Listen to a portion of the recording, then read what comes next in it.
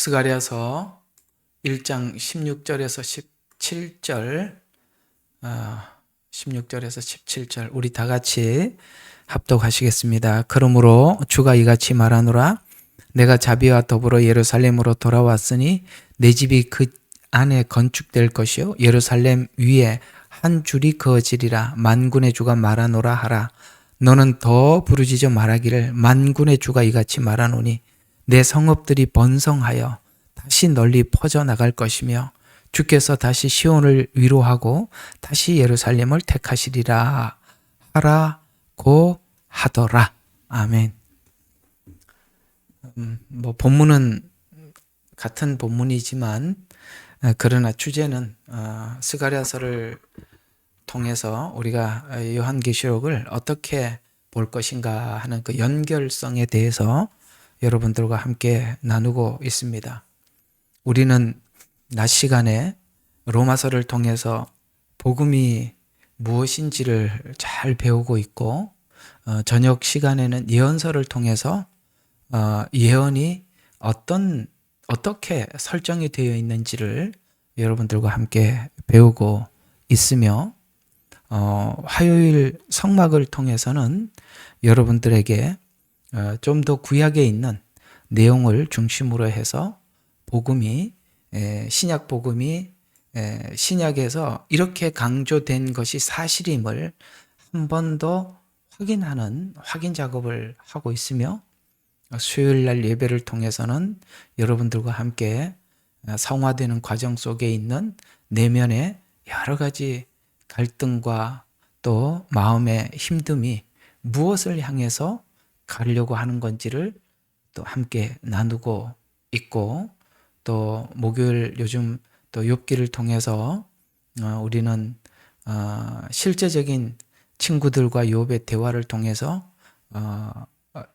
은혜를 향해서 가는 욥의 여정이 어떤 것인지 거기에 보이지 않게 협력하고 조력하는 사실은 친구들은 그걸 하고 있거든요. 율법이 은혜를 향해서 가는 자들을 향해서 어떻게 가이드를 하고 있는지 우리는 욥기를 통해서 배우면서 실제 여러분 안에 있었던 수많은 궁금증, 갈등, 문제들이 어떻게 연결되어 있고 그걸 어떻게 풀어가시는가 하나님께서 그런 것들을 우리가 많이 도움을 받고 있습니다. 저녁 때 하는 이 예언서를 통해서 이 나라가 혼란해지고 세상이 어지러워지면 이 많은 사람들이 이 예언서에 집중하게 될 날이 올 것이고 그러다 보면 이곳저곳에서 올려놓은 수많은 예언서를 가지고 또 사람들이 이것저것 듣게 될 텐데 이럴수록 성경에 보면 하나님께서 하나님 앞에 진심으로 복음과 연합되지 않는 주님과 진짜 깊이 연합되려고 하지 않는 이 거짓된 자들에게는 특별히 마지막 때 강력한 미혹을 보내서 그저 미혹을 받도록 하나님이 도우신다. 그러게 그냥 미혹에다 넘겨주신다. 라고 할 만큼이나 예, 우리는 그런 시대로 진입하고 있지 않습니까? 그 진입을 하고 있으면 우리는 미리 알고 있어야죠. 지금 우리가 알면 괜찮은데 모르면 당하는 거예요. 이게 여러분 신앙생활을 하면서 우리 각자가 이런 경험 정도는 있을 거예요. 야, 나는 정말 하나님 앞에 순수하게 믿음도 지키고 싶고 또 복음이 아닌 거짓된 것들은 착착 분별을 해서 이거는 가짜, 이거는 진짜. 그래서 나는 내 믿음을 나는 그냥 정말 꼭 지킬 거야. 진짜 지킬 거야. 주님 오실 때까지 나 꼭 할 거야 한다고 안 되는 거 아시죠? 미혹은 우리 의지로 되는 게 아닙니다. 참 중요합니다. 우리가 아무리 애를 써도 미혹은 모르면 당하는 거죠. 제가 아는 그 집사님 한 분이 보이스피싱을 당해가지고 한 5천만 원을 정말 고생해서 결국은 내가 물어봤어요. 안 당할 수가 없더라는 거예요. 상식적으로 생각을 해서 자기도 조심조심한다고 그렇게 애를 썼는데 그럴 리가 없다라고 생각을 했는데 당했다는 거예요. 예. 여러분, 이단 사기꾼들이 여러분들이 함정이 뭔지, 여러분들이 무슨 고민을 하고 있는지, 어떻게 하면 되는지 모르고 시작할 것 같습니까? 복음과 예언의 약점이 뭔지 정확히 알고 파고 들어오는 것입니다. 여러분들이 안 당하겠다고 이를 악물고 안 당한다고 안 당하는 게 아니에요. 그만큼 마지막 때가 돼서 여러분들이 복음과 예언에 대한 이해를 정확하게 하고 있느냐 모르고 있느냐. 두 번째, 참 누가 이번에 어쨌든 하나님께서 어떤 글을 올리고 난 이후에 낸시 여사인가 그 하고 난 뒤에 우리 서로 간에 들어보고 또 거기에 대해서 평가를 좀 해봐라 이렇게 하나님 마음을 주셔서 서로 간에 했는데 누가 참 귀한 말씀하셨습니다. 그렇습니다. 양떼는 목자가 지키는 거예요.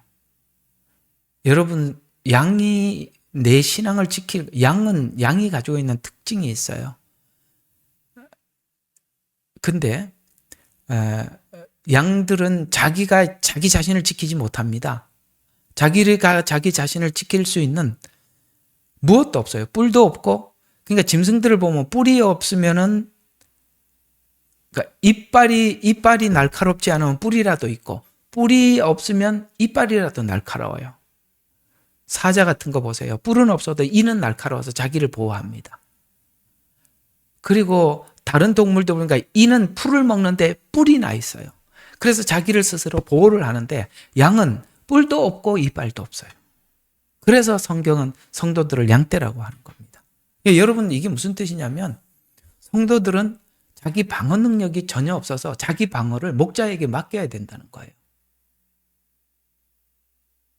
그러니까 성도들을 보호해 주는 거는 목자인데, 목자가 양하고 차이가 비등비등한데 누가 누구를 보호하겠어요? 그래서 이 마지막 때는 정말 하나님의 보호가 필요한데 그 보호는 목자를 통해서 그런 거짓 것들을 분별해서 양떼들을 그렇게 챙겨주고 보호하고 그렇게 하는 겁니다. 그래서 우리가 이렇게 시간이 널널하고 하나님께서 그나마 기회를 줄 때 우리는 하나님의 말씀을 들어야 하고 축적해 두어야 하는 것입니다. 오늘도 여러분들과 함께 나눌 내용들이 많거든요. 중요한 게. 그래서 시작해 보도록 하겠습니다. 자, 우리가 구약 예언서 총 17권이거든요. 근데 17권에만 예언이 있는 게 아니라 시편에도 예언이 있으니까 예언은 여러 군데서 참 많이 있습니다. 그래서 구약 예언서 전체를 대입시켜서 계시록의 방향을 잡아보면 이 7년이라는 이 기간은 7장과 같이 하나님께서 익은 곡식을 추수하는 대부흥 대추수기라고 우리 예레미야 눈물은 그렇게 설정을 해놨습니다. 왜냐하면 구약 예언과 연결시켜 보면 분명히 이 환란을 통해서 이스라엘은 회복이 있었습니다.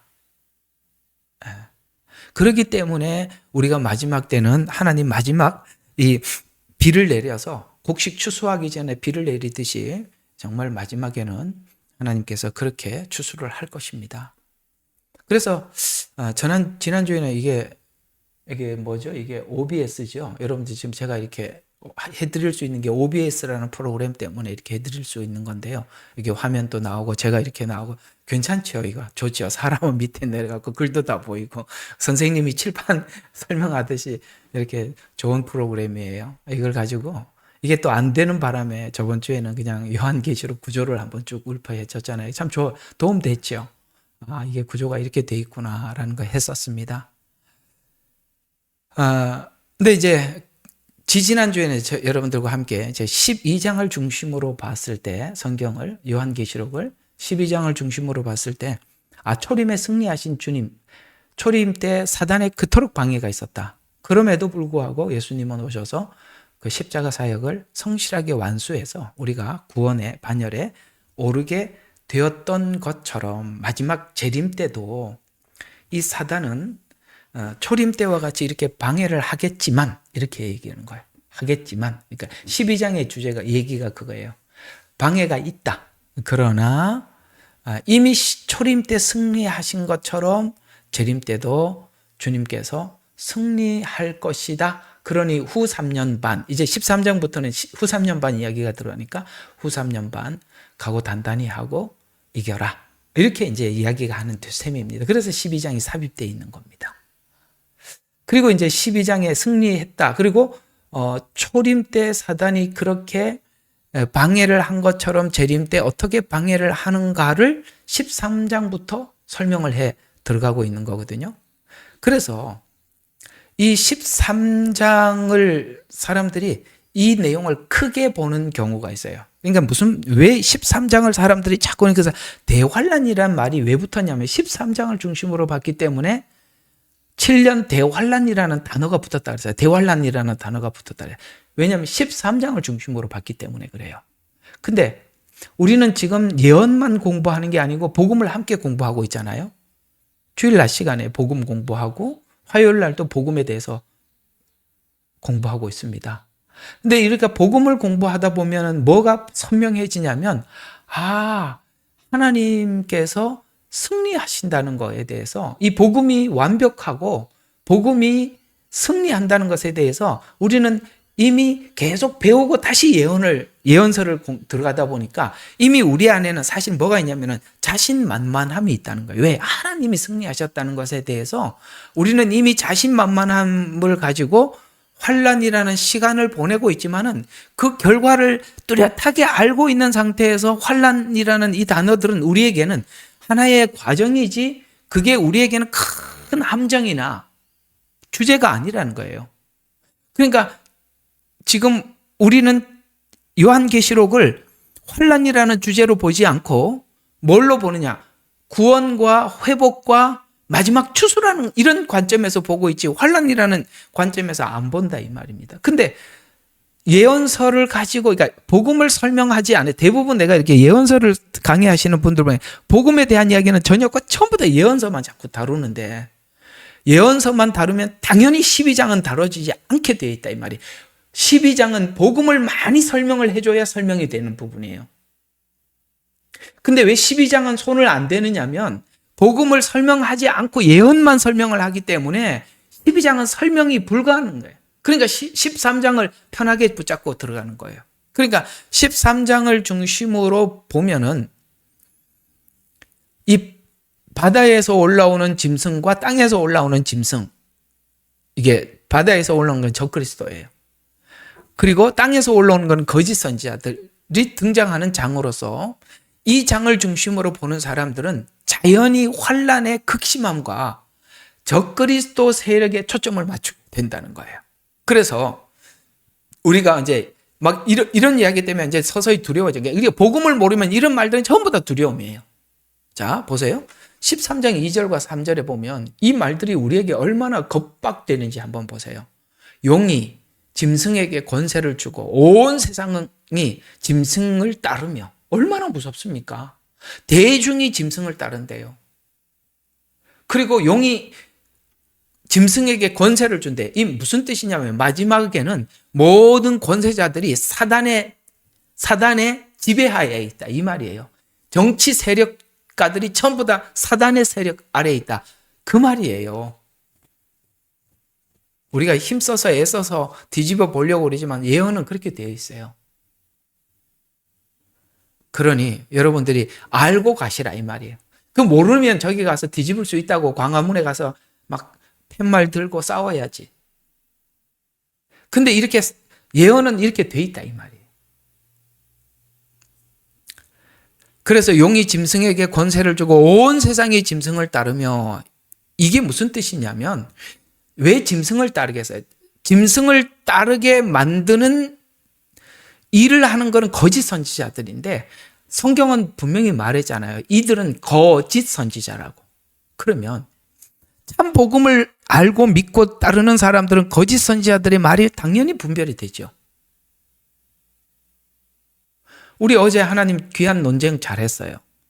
그런 사람, 이게 얼토당토하네요. 이런 사람들은 너무 분명한 사람들이기 때문에 이것도 못 찾아내면 진짜 곤란해요. 이렇게 들으면서, 이단 아닌 것 같은데 이러면 진짜 곤란합니다. 거기 수많은 문제들이 탁탁탁 찾아져야 정상인 거예요. 근데 많은 사람들이 짐승을 따른다는 이 말은, 여기 많은 사람들 중에 이 그리스도인들도 엄청나게 많다는 이야기가 되는 건데요.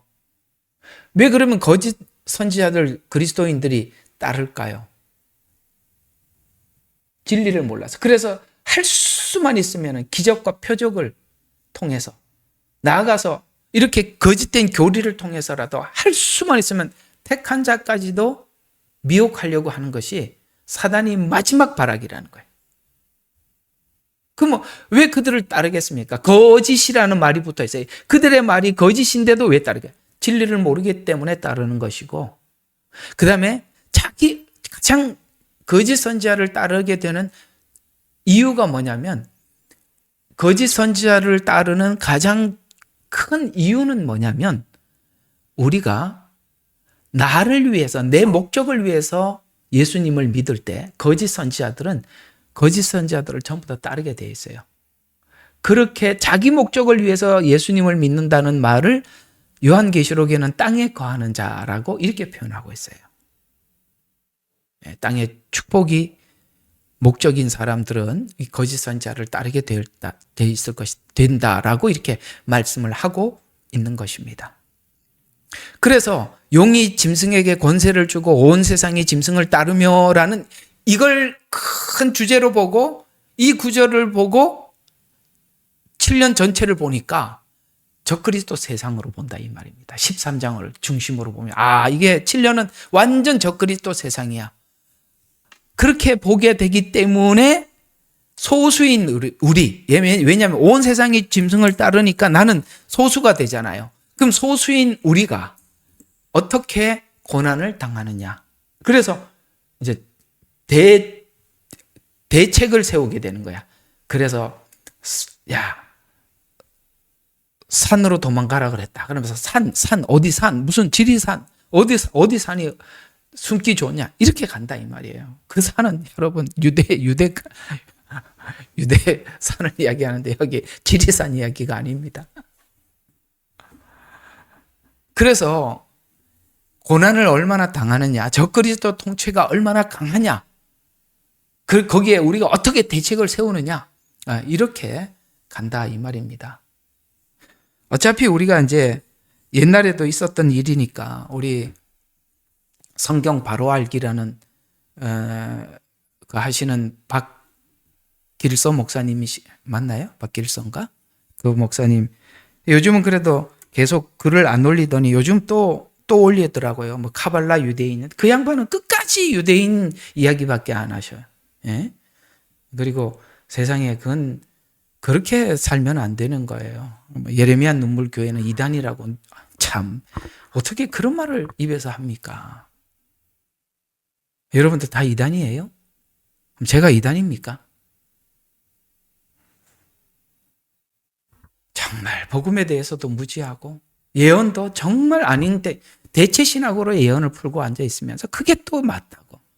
지금 딱 13장을 기준으로 보는 거예요. 저는 7장과 12장을 가장 무게 있게 중심에 두겠습니다. 이 13장의 적그리스도는 하나님이 잠시 허락한 거예요. 이 시간을 분명히 13장에 하나님이 허락했다고 그랬습니다. 그래서 우리 13장을 보면 교회가 어떻게 고난을 당하는지, 그 다음에 적그리스도 통치가 얼마나 강한지 이런 데 초점을 맞추게 된단 말입니다. 그래서 환난을 피해 자연스럽게 피난처를 생각하게 되고, 그러나 문제는 구약에서 말씀하고 있는 예언서와 지금 우리가 피난처를 찾자 이렇게 가는 것은 너무 맞지 않다는 거예요. 왜냐하면 하나님의 선지자들이 구약 이야기를 하냐, 구약을 그대로 갖다 놓은 거잖아요. 계시록에. 그러면 하나님께서 참 선지자들에게 곧 임박할 심판에 대해서 가르쳐 줬어. 예레미야에게 가르쳐 줬고 에스겔에게 다 가르쳐 줬어. 다니엘에게 다 가르쳐 줬다 이 말이에요. 특별히 예레미야에게 가장 많이 가르쳐 주셨어요. 그렇죠? 그럼 에레미야가 하나님께서 심판하신다는 말씀을 듣고 이 백성들에게 그러니 땅굴을 팔아 산으로 도망가라 이렇게 얘기했어요? 아니면 회개하라 그랬어요? 참 답답한, 맞잖아요. 회개하라 그랬어요? 땅굴 파라 그랬어요? 예? 회개하라 그랬잖아요. 회복이 목적이라고 이야기를 하잖아요. 너무 다르지 않아요? 구약에서 말씀한 거 하고. 그래서 환난을 피해서 자연스럽게 피난처를 생각하게 만든다. 이렇게 13장을 중심으로 보면. 그러나 이건 구약의 예언과 연결이 맞질 않아요. 하나님의 선지자들이 그렇게 방법을 제시하지 않았다 이 말이에요. 도리어 뭐라고 말했냐면 하나님께서 이렇게 계획을 가지고 있으니 이 계획을 순하게 받으라 그랬어요. 그건 받아야 하는 거라고 했어요. 순히 받아서 뭘 하라고요? 하나님이 목적한 회개의 자리에 돌아가라.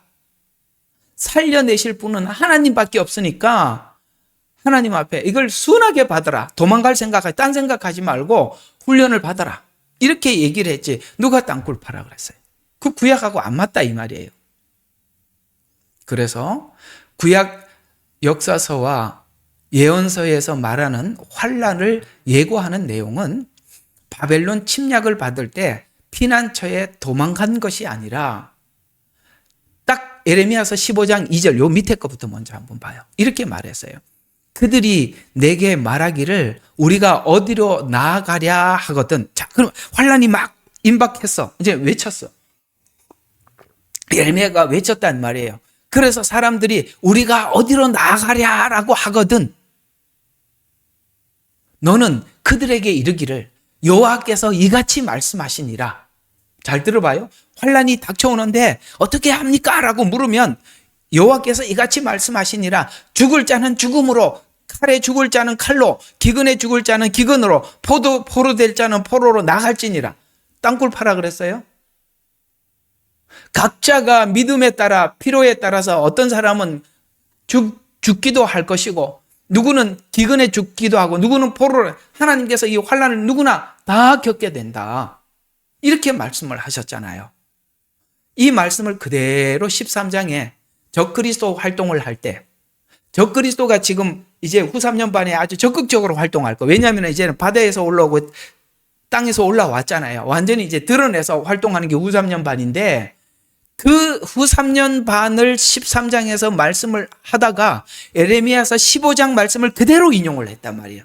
그러면 그대로 인용을 했다는 것은 지금 너희들이 어떤 마음가짐을 가져야 된다는 말이냐면은 그때 하나님께서 이스라엘 백성들에게 바벨론 포로 생활을 하기 직전에 가졌던 그 마음, 이미 앞에 설명했던 그런 마음을 가지라고 요한계시록 13장 10절이 예레미야서 15장 2절 말씀을 그대로 인용을 했단 말이에요. 그대로. 그래서 3분의 1씩 나누어서 죽기도 하고 포로로 잡혀가기도 하고 성에 남아있기도 하고. 그래서 우리 여기 13장 10절 한번 봐요. 이쪽 한번 볼 필요가 있어요. 13장 10절. 자, 포로로 삼는 자는 그도 포로가 될 것이요 칼로 죽는 자는 그도 칼로 죽게 될 것이라. 성도들의 인내와 믿음이 여기 있느니라. 이렇게 말씀하고 있습니다. 맞지요?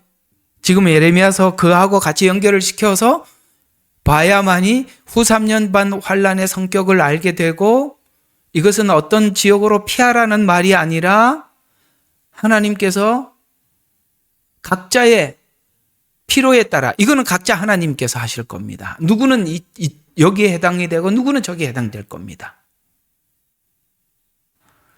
그런다고 했습니다. 그러면 그런다고 했으면 그러는 거예요. 하나님이 그렇게 하신다고요. 자, 근데요. 저번 주에 이제 사실 오늘 우리 끝나고 난 뒤에 우리 성도님들 이제 항상 둘러 앉아서 오늘 받은 은혜 나누고 그렇게 저희 교회는 여기 주생명 선교교회는 그렇게 하는 중에 우리 성도님 한 분이 질문을 해왔어요. 목사님 잠깐 살짝 지나가면서 하셨던 말씀인데 이게 뭘까요? 하고 물어봤던 부분이 아마 여러분들도 내가 이게 자세히 설명을 안 하고 지나가서 이거 한번 오늘 설명을 해드려야 되겠다. 왜냐하면 9절에 나오거든요. 그 말씀, 금방 읽었던 13장 9절 한번 보세요. 이 말이 여기 나오기 때문에 그렇습니다. 자, 누구든지 귀 있는 자는 들을지어다. 이렇게 말했습니다. 요거 어디서 많이 본 글귀지요? 어디서 이런 말이 많이 있었죠? 7교회한테 말을 할 때 그런 말을 했는데 7교회에게 말을 했을 때와 지금 여기 9절에 13장 9절에 있는 말씀의 차이가 뭔지 빨리 찾아봐요. 여러분이 찾아보셔야 돼요. 제가 여기 성경 구절은 여기 다 적어놨습니다. 2장 7절, 2장 11절, 2장 17절, 2장 29절, 3장 6절, 3장 13절, 3장 22절, 3장 22절 두 번 적었네. 그죠? 이거 한 번만 적어야지. 자, 13장 9절과 지금 여러분들에게 말씀드렸던 이 성경 구절의 차이가 뭐죠? 귀 있는 자는 성령께서 교회들에게 말씀하시는 것을 들을지어다. 이기는 자에게는 내가 하나님의 낙원 가운데 있는 생명나무를 주어서 먹게 하리라. 아멘. 자, 여기는 귀 있는 자는 까지는 똑같았는데 뭐라고요? 성령께서 교회들에게 이렇게 말했습니다. 성령이 등장을 하는데 여기 13장 9절에는 뭐가 빠졌죠? 누구든지 귀 있는 자는 들을지어다. 성령이 빠졌죠. 무슨 뜻이죠? 휴거는 성령이 있는 사람만 휴거되는 겁니다. 달란트 비유에 잘 나와요. 달란트 비유에 기름을 사러 간 사이에 문들이 닫혔다라는 말이 이게 환란기 딱 들어가는 요 지점을 이야기하는 겁니다. 왜? 휴거되고 없거든요. 지금 휴거를 받는 사람은 구원을 받은 보증으로 성령님이 우리 안에 내주하고 계세요. 성령이 내주하고 계시기 때문에 성령이 교회에게 하는 말이 들려. 근데 여기는 지금 성령이 하는 말이 아니라 귀 있는 자가 듣는데, 그럼 이게 무슨 뜻이죠? 성령님이 말씀하는 게 아니라 우리가 이미 알고 있는, 그래서 마지막 때 요한계시록은 먹으라고 한 거예요. 알고 있어야 되는 거예요. 성령님이 가르쳐 주는 게 아니라 내가 알고 있어야 되는 거예요. 이거 알고 있는 사람들이요, 귀 있는 사람들은 들어라. 이렇게 얘기하는 거예요. 성령이 빠졌습니다. 어디를 봐도 이 환란기에는 성령 사역에 대한 이야기가 없어요. 단순히 성령이 두 증인이 활동할 때 합니다. 그건 전 3년 반이에요. 그러나 그 두 증인이 활동을 할 때는 그 두 증인이 우리같이 우리는 지금 예수님을 구주로 영접해서 보증으로 받은 내주하는 성령이지만 전 3년 반 두 증인의 활동 때는 필요에 따라 하나님이 역사하시는 거예요. 구약에서 사울에게 잠시 역사하고 다윗에게 역사하고 이렇게 사역을 위해서 역사하듯이. 그래서 저와 여러분이 지금이 구원받을 때요. 은혜의 날이라는 것은 여러분들이 지금 예수님을 믿으면 성령님이 우리 안에 내주하는 이 시대가 지금 시대예요. 얼마나 귀한 시대예요. 지금이 얼마나 귀하냐 이 말이에요. 지금이. 예? 이제 이 둘의 차이를 아시겠어요? 앞에는 교회에게 말을 할 때, 교회 시대 때는 성령님이 교회에게 말하나, 여기는 그냥 귀가 있는 사람이 듣는 거예요. 성경 지식 알고 있는 사람이 들리는 거다 이 말이에요. 그래서 이게 환란기에 때는 성령 사역이 다르구나라는 걸 알 수 있는 겁니다. 그래서 환란기에는 귀 있는 자가 듣는다라는 이외에 누가 듣느냐? 작은 책을 먹고 있는 사람, 알고 있는 사람이 들려요. 들어야 알고 있어야 하기 때문입니다. 그래서 본래 이렇게 이제 정리가 됐죠? 이게 앞에 있는 그거는 성령님이 들어오고 주님께서 신랑이로다 맞으러 나오라라는 말을 듣고 뭡니까? 휴거돼서 올라가고, 그래서 사러 갔다가 문들이 닫히고 문들이 닫혀 있는 이 상태에서 이들이 환란기를 보내면서 하나님 앞에 돌아오는데 그게 유대인이 왜? 기름이 없어요. 유대인들은 성령님이 안 계시잖아요. 율법은 있고 말씀은 있는데 성령님이 없어. 이렇게 하니까 다 해결이 되죠. 왜 그들이 사로 갔는지, 왜 문이 닫혔는지. 이런 말을 왜 문이 닫혔는지 설명을 하면 설명을 못 하잖아. 왜? 그게 도대체 무슨 뜻이냐? 그럼 이 사람들은 다 주님을 기다렸는데 그러면 버려진 사람이냐? 아니요. 마지막 추수 때 하나님께서 그들을 위해서 이 7년이 준비되어 있다는 거예요. 그러나 그들은 성령 없이 구원을 받는 겁니다. 천년 왕국 때 다시 기회가 주어지는 거예요. 요한계시록 할 때 무진장 설명했던 겁니다. 이거.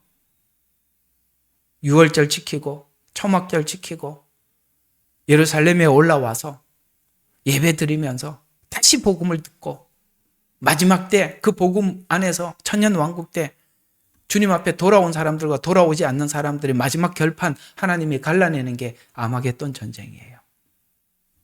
거기에 대해 수많은 사람들이 또 하나님을 대적하러 오지 않습니까? 천년 왕국 그때 하나님의 통치를 경험하고도 이 계시록하고 설명을 해야 되는 부분이라 개념은 좀 알고 계십시오. 설명을 다 해드렸던 겁니다. 자, 그러면 13장의 강조점은 하나님의 심판이 확정된 자들과 심판의 주 대상인 사단의 패배가 확정된 사단의 마지막 발악을 어떻게 하는가를 설명하기 위해서 13장의 짐승은 용, 곧 사단으로부터 권세는 받지만 그러나 그 권세는 일시적이고 허락된 기간에만 사용할 수 있게 하나님이 그래서 기간을 정해놨어요.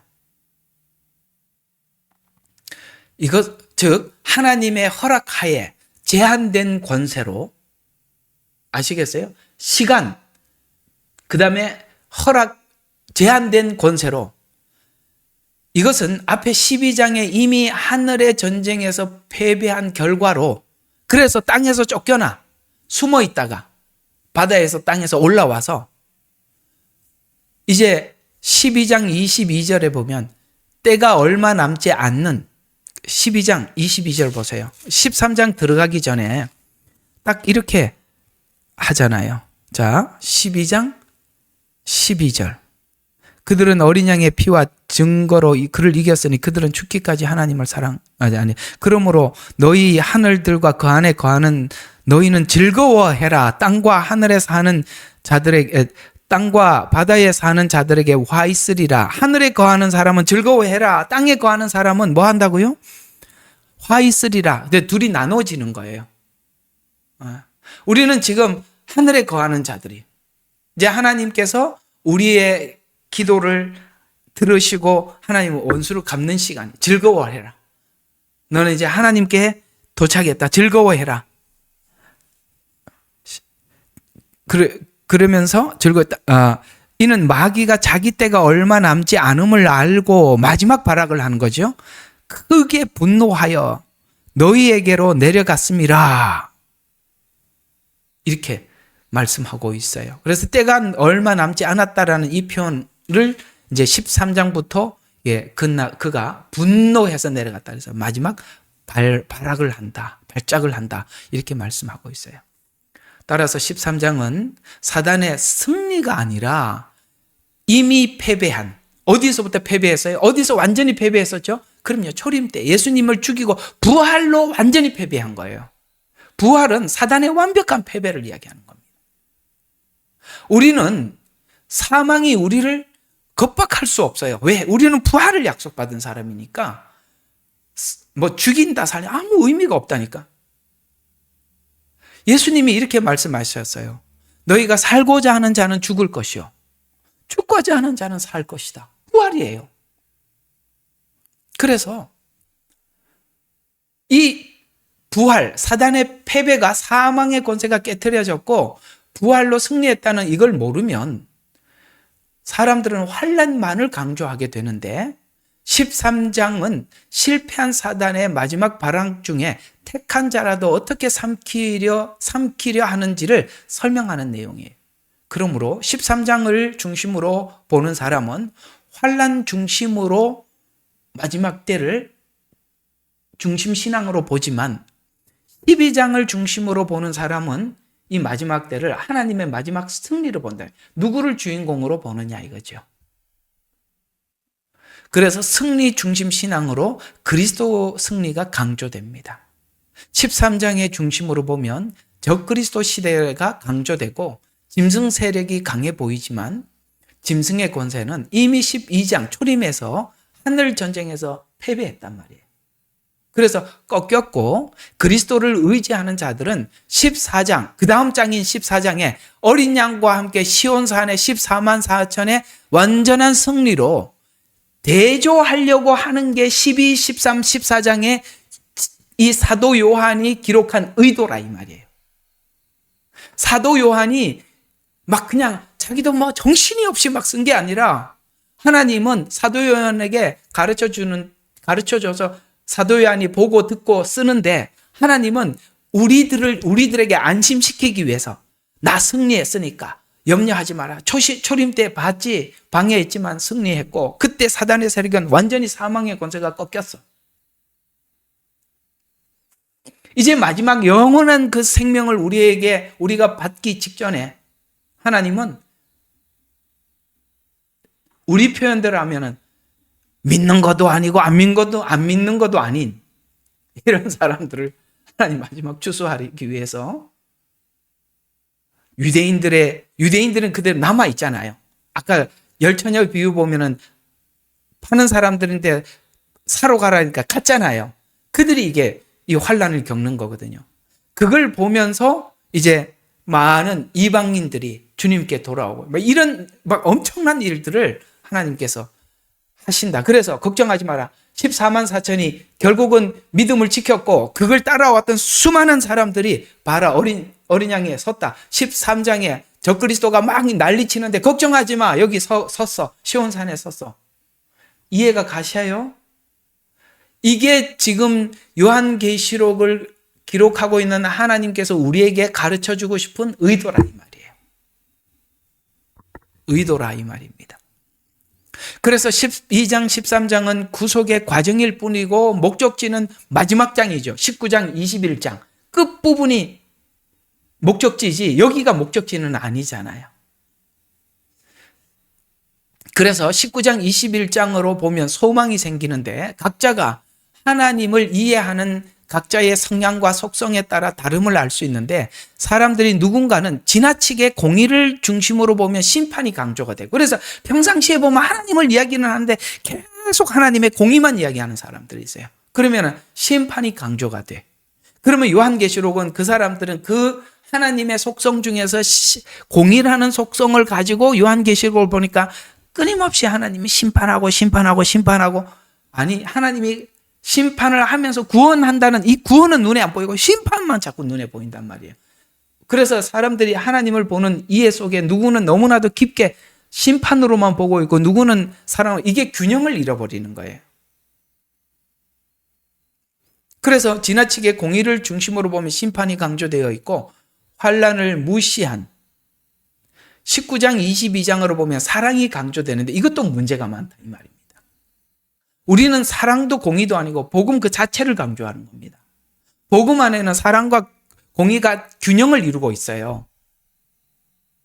그래서 사랑만을 강조하는 사람은 7년 중 환난을 중심으로 한 해석을 애써 부인하려고 그래. 환난을 왜 하나님의 사랑인데 무슨 환난이 있냐. 이렇게 간다 이 말이에요. 그래서 환난이 이미 지나간 과거형으로 만들거나 왜?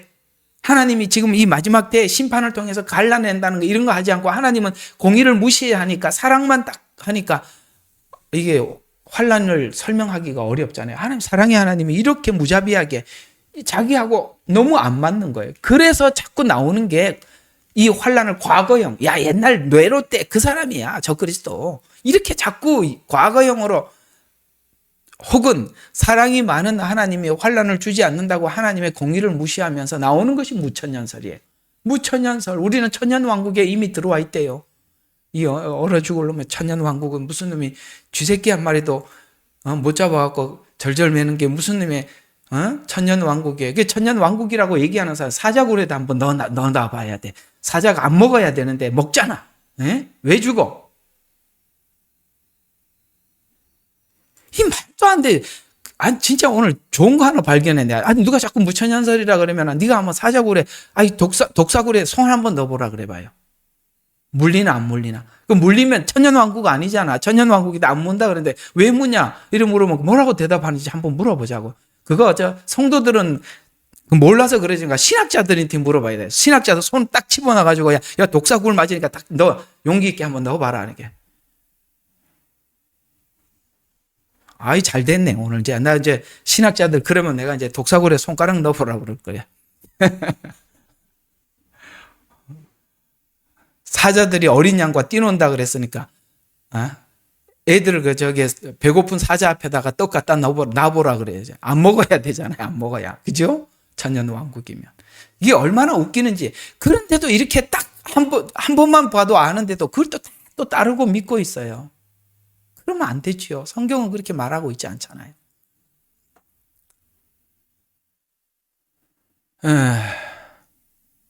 예. 자, 그러나 7년 중에서도 하나님의 속성인 사랑과 공의는 더 선명하게 집행이 되는 겁니다. 하나님의 사람들은 더더욱 하나님의 보호와 인도함을 받을, 사랑의 보호를 받을 것이고, 하나님을 무시한 적그리스도를 따르는 사람은 철저하게 공의로 그 공의와 사랑이 선명해지는 것이 7년이다. 그래서 19장을 중심으로 볼 때 재림 중심 해석으로 보게 되는데 예수님 재림과 심판 그리고 완전한 승리로 보게 되는. 그래서 초점 이거 쭉 그냥 지나갑시다. 이거 19장은 그냥 지나가고 어제 여러분들에게 올렸던 글까지 하고 오늘 또 이게 재정보고를 해야 돼요. 시간이 급해요. 자, 그래서 19장과 같이 종말 시대의 소망의 믿음을 가진 자. 우리는 지금 하나님이 승리하신다. 7장. 아멘. 12장. 그 다음에 14장 어린 양과 14만 4천이 쓴 거. 그 다음에 19장, 20장 이런 걸 우리가 딱 보고 우리가 그 장수를 붙잡을 수 있는 이유가 뭐냐면 우리가 복음을 자신 있게 소유하고 있기 때문에 가능한 겁니다. 그러니까 복음에 대한 분명한 이해와 자신감과 그런 게 없으면 우리가 19장은 먼 이야기가 되는 거예요. 과연 내가 거기 갈 수 있을까? 이렇게 되는 거겠죠. 그러면 19장과 같이 소망의 믿음을 가진 사람은 성경의 복음 안에서 완전한 믿음과 자유를 가진 자들이 가능한데요. 그래서 어제 이제 올려드렸던 그 내용이에요. 그래서 예언서를 해석하려면 복음에 대한 확고한 믿음이 없이 예언서를 해석하기 시작하면, 그래서 예언서 설명을 하기 전에 반드시 복음을 설명을 하든지 아니면 복음과 함께 같이 설명을 해주지 않고 계속 예언만 자꾸 이렇게 하는 분들 있죠. 그런 사람들 굉장히 위험한 사람들이에요. 그거는 자꾸 두려움만 온단 말이에요. 복음이 자유를 주는 것이지 예언은 자유를 주는 게 아니에요. 복음을 아는 사람만이 이 예언에서 자유하는 거예요. 그래서 보세요. 예언서를 해석하려면 복음에 대한 확고한 믿음 없이 예언서를 해석하기 시작하면 두려움 중심으로 예언서를 해석하는 것입니다. 예언서라고 꼭 붙여놓겠습니다. 이게 예언이 아니에요. 예언서. 이게 나중에 를 해석하는 것입니다. 그래서 복음의 완전한 믿음과 자유한 자가 예언서를 볼 때 우리가 예언서와 복음을 묶지 않아요. 이게 무슨 말이냐면 이게 그냥 예언에 우리가 묶이지 않는다 이 말입니다. 이게 좀 말이 해보니까 조금 어폐가 있네요. 묶이지 않는다. 예언서에 이게 좀 낫겠죠? 묶이지 않는다. 그래서 둘의 관계는 이 복음과 예언은 정교하고 세밀하게 엮여 있어서 예언서가 복음을 위해서 말씀을 하고 있고 복음은 예언을 위해서 서로 보완되지 않으면 둘 다 잘못 흘러간다. 이거 이제 다음 주에 아브라함에게 했던 말씀 안에서 추적해 볼 거예요. 너를 통해서 천하 만민이 복을 받으려면 흘러가야 될 거 아니에요. 천하 만민에게 흘러가야 될 거 아니에요. 흘러가는 과정이 예언이라 이 말이에요. 복은 뭐예요? 복음이에요. 복음이 천하 만민에게 흘러가려면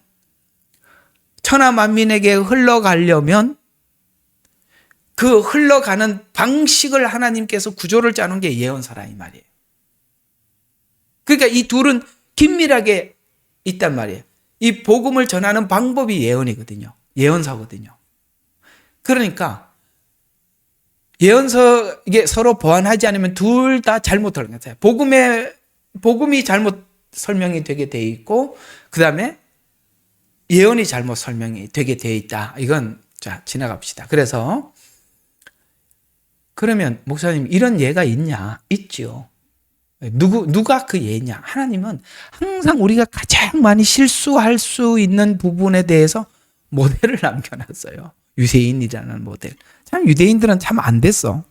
꼭 하나님 앞에 이렇게 우리 교회가 실수할 수 있는 부분들을 걔들이 실수를 하는 모습을 다 보여서 그 결과를 우리가 눈으로 확인하게 만들었어요. 참 좀 안 됐죠. 참 불쌍해요. 이게 하나님이 이게 안 열어주니까 저러고 있다는 거예요. 이게 바로 유대인들이 가지고 있는 치명적인 실수 중에 하나가 뭐냐면 유대인들은 복음은 몰라요. 그래서 그 성경은 곧 나에 관해서 한 말씀이다라는 말은 나는 복음을 이야기하는 거예요.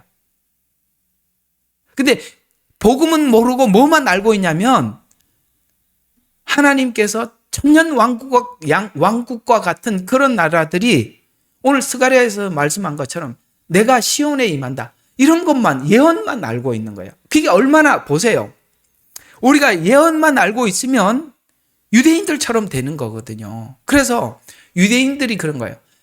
복음은 모르고 예언서만 알고 있다 보니까 그 예언서만 저희들은 알고 있는 건 복음은 몰라요. 예언밖에 몰라요. 라는 말이 너희가 성경에 영생이 있다고 성경을 보고 있지만 이 말이 그 말이에요.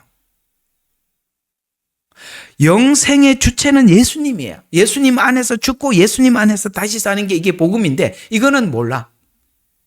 그걸 모르니까 그들이 그저 이 하나님께서 주시는 영생을 소유하는 방법으로는 아브라함의 후손, 율법을 지키는 거 이런 거밖에 이런 식으로 간다 이 말이에요. 복음을 모르니까. 그래서 요한복음에서 처음부터 혈통이나 육정이나 사람의 뜻으로 나지 아니하고 하나님께로부터 난 자다. 거듭난 자는 구원받은 자라면 근데 혈통 육신 하나 사람의 뜻은 전부 다 유대인들이 그쪽을 믿고 있는 부분들이거든요. 혈통 아브라함의 후손이다. 육정 아브라함의 피가 흐른다 이 말이에요. 사람의 뜻 율법을 지키는 사람의 뜻 아브라함이 실수했던 이스마엘 사람의 방법 그렇게 믿고 있단 말이에요. 그거 말고 하나님께로 난 자다. 이 말이 너무나도 어려워서 다 듣고 밤중에 니고데모가 와서 사람이 거듭나는 게 뭔데요? 이렇게 물으러 왔다는 거예요. 딴 사람들은 아무도 안 와. 그래도 니고데모는 양심이 있어서 왔네. 복음을 모르니까 얼마나 답답한지 저 유대인들 봤죠? 그 얘기예요. 이들이 말하는 영생은 복음이 말하는 초림도 없고 재림도 없는 그저 주님이 다스리는 천년왕국과 신천지를 의미하는데 이들은 복음을 모르고 예언서만 믿고 있기 때문에 복음이 우선 해야 될 죄사함, 부활, 그 다음에 우리가 어떻게 의롭게 되는지 아시겠어요? 칭의 이런 거에 대한 역할을 몰라서 그걸 하러 오신 예수님을 거부하고 십자가에 못 박고 지금도 그냥 거기 가면 예수님이 누구냐 물어보면 요셉의 아들이라고 대답을 한단 말이에요. 유대인들한테 가서 물어보세요. 우리가 막 예수님에 대해서 설교하면 아주 비꼬고 있다가 끝에 가서는 그거 원래 요셉의 아들 아닙니까? 이렇게 얘기하고 끝난단 말이에요. 우리는 요셉의 아들이 아니라 하나님의 아들로 알고 있는데 그죠? 그게 예언만 믿고 따랐을 때 복음을 모른다 이 말입니다. 그게 지금 유대인들이 보여주는 현상이다. 바로 이런 오류가 성도들에게 예언서와 복음과의 관계를 모르면 당연히 예언에만 묶이게 되는 것이 이게 당연한 사람의 생리예요. 왜? 이거는 너무 강력해. 앞으로 닥칠 일들이고 실제 그런 상황들은 가까이 일어나고 있기 때문에 사람들이 쉽게 그냥 예언에 딱 묶이는 순간 두려움에 확 사로잡히는 거예요. 적그리스도가 사람을 사로잡는 방법이 뭐냐? 하나님께서 지금 온 세상에 통치하는 이 공산당이 통치하는 방법은 국민들을 두려움으로 사로잡는 거예요. 그래서 두려움으로 사로잡아서 자기 종처럼 쓰는 거예요. 적그리스도도 그렇게 쓰는 거예요. 권세를 가지고 사람들에게 두려움으로 사로잡아 하는 거예요. 근데 그 두려움에 매이지 않는 사람이 있어요. 누가 매이지 않아요? 복음 안에 자유하는 사람만이 거기 들어가지 않아요. 왜? 우리는 죽음하고 별로 상관이 없다 이 말이에요. 그 사람들은 죽음 때문에. 그래서 주님이 살고자 하는 자는 죽고 죽고자 하는 자는 산다 이 말이에요. 예? 그래서 우리가 이런 오류가 이 마지막 때도 일어날 수 있는 거예요. 우리는 복음과 예언을 우리는 지금 그래서 복음과 예언을 함께 배우고 있는 거예요.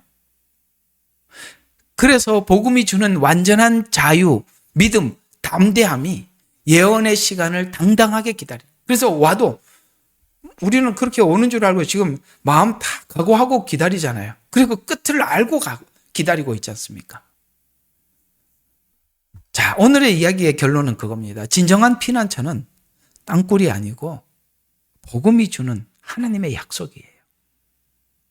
그리고 언약을 실행하시는 하나님의 그걸 지금 모든 것은 내가 지금 실행을 하느냐 마느냐에 달려 있는 게 아니라 그걸 실행하시는 분이 하나님이시니까 우리는 그 언약을 하신 하나님의 성품에 우리 모든 기대와 그걸 거는데 우리는 하나님에 대해서 전혀 의심하지 않는 이유가 하나님이 세상을 이처럼 사랑하사 독생자를 주시. 하나님이 항상 증거로 꺼내는 게 나 못 믿겠냐? 여기 있다. 내 아들 봤지. 그걸 탁탁 꺼내놓는 거예요. 그럼 더 이상 할 얘기가 없는 거예요. 아이고, 뭔 증거가 또 필요하세요? 아무것도 필요 없어요. 성경을 보면 하나님의 그 신실하심, 거기에 대해서 우리는 너무나도 완전합니다. 바로 이 이야기가. 그래서 요한계시록을 두려움으로 볼 것이냐, 소망으로 볼 것이냐. 왜 13장을 붙잡았느냐? 복음을 모르면 13장이 크게 보이고 복음을 알면 7장, 12장, 14장, 19장, 20장, 22장이 크게 보이는 거예요. 복음을 알면. 여러분, 어떤 걸 하시겠습니까? 우리 예레미야의 눈물 교회 다니면 제가 말씀드렸던 7장, 12장, 13장, 19장, 20장 이렇게 소망을 가지게 될 거고 여기 잘 붙어 있어야 왜 거기에 소망을 갖는지 끝까지 알게 될 겁니다. 여러분 승리하시기를 주의 이름으로 축원하면서 오늘 일단 설교는 여기까지 하고 마치겠습니다. 기도하겠습니다. 하나님 아버지 은혜를 감사합니다. 우리가 하나님께서 우리를 위해서 아들을 통해서 하신 일들이 너무나도 선명하고 분명하기에 우리는 하나님을 조금도 의심하지 않습니다. 우리는 복음 안에 자유하고 소망을 갖고 있습니다. 주님께서 약속하신 그날을 우리는 마음속 깊이 기다리고 있습니다. 아버지 하나님, 사람들이 이 예언서를 설명을 하면서 혹 우리 마음속에 두려움을 아버지 하나님 자극하고 있다면 우리가 가지고 있는 복음이 그런데 매이지 않게 해 주시옵고 자유를 얻게 해 주시옵소서. 비록 우리가 몸은 매임을 받을지라도 아버지 하나님 우리의 속은 자유함을 얻게 해 주시되 사도 바울이 옥에 갇혔으나 아버지 하나님을 찬양한 것처럼 스데반이 돌을 맞고 있으나 하늘 보좌에 앉으신 서신 예수님을 보듯이 베드로가 옥에 갇혔으나 깊이 잠든 평안을 하나님 주신 것처럼 주님께서는 약속하신 복음을 통해서 우리에게 하나님의 귀한 평안을 허락하여 주실 줄 믿습니다. 감사드리옵고 우리를 구원하신 예수 그리스도의 이름으로 기도드렸습니다. 아멘. 예레미야의 눈물은 시대에 맞는 말씀 선포와 변질되지 않은 순수 복음을 외치고 있습니다. 함께 연결되어 하나님께 예배드리며 이 마지막 때에 하나님께 쓰임받길 원하시는 분은 카카오 채널로 연락 주시면 연락드리도록 하겠습니다. 고정 댓글에 채널 경고와 삭제에 대비한 예비 채널과 제2채널 링크를 올렸습니다. 이 채널 또한 구독 부탁드리겠습니다. 감사합니다.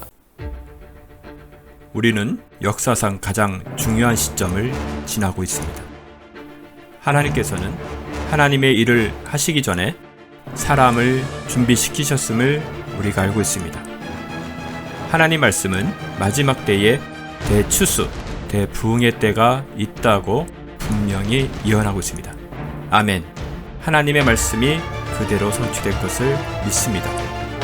예레미야 눈물은 잠자는 교회와 영혼을 깨우기 위해 노력하고 있습니다. 이 가슴 뛰는 일에 함께 하길 원하시는 분은 카카오 채널로 연락 주시기 바랍니다. 당신은 위대한 하나님의 사람입니다.